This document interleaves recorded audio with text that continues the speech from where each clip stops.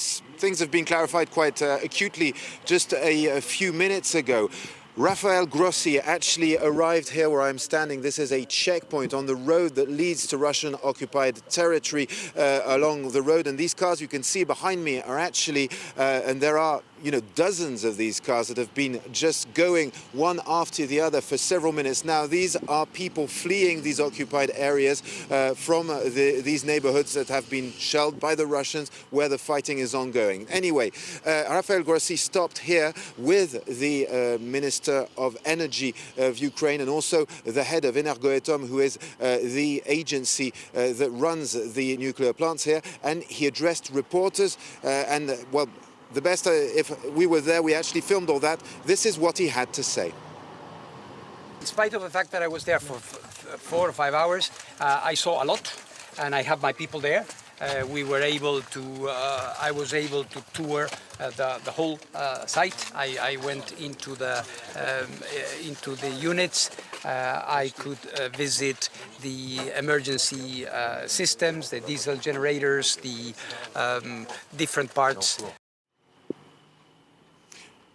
Rafael Grossi, who indeed explained that the IAEA was here to stay. This is something he said on both sides, both here and at the power plant itself. There is one group of experts who has stayed, 5 experts. They will be there till the 3rd of September. Then they will be replaced with another team. So Rafael Grossi says that this is it. They've managed to secure a presence at the power plant. And also saying, when I asked him if he had seen, if the world was to worry, he said, look, I was worried when I arrived. I'm worried now. I will be worried in the future as long as this fighting takes place next to this power plant.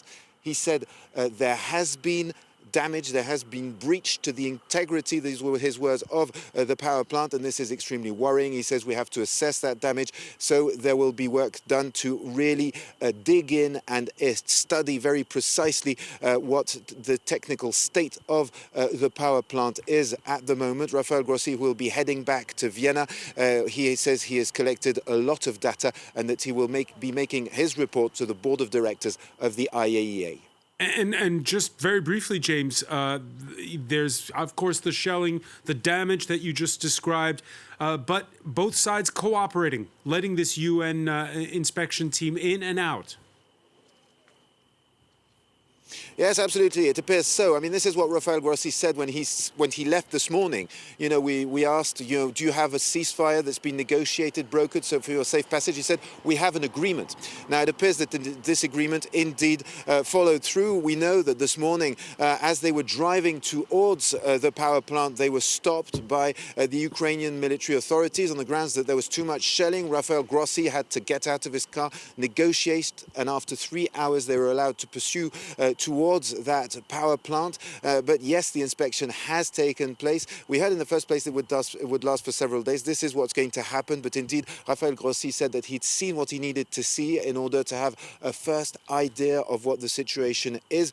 And what has been secured is that, yes, there is a permanent presence, it appears, of the IAEA, that it will start from now on. The Russians are cooperating. It's important to note that as of yesterday already, their representatives within the IAEA had said that the Russian authorities were not against the fact that a permanent mission of the IAEA was to be inside this power plant. Also, one last thing, Rafael Grossi said that he'd been able to speak to the Ukrainian employees at the power plant, that obviously the situation was complicated for them, but that the IAEA would stand with them and help them pursue their mission of making that power plant safe for the whole of Europe.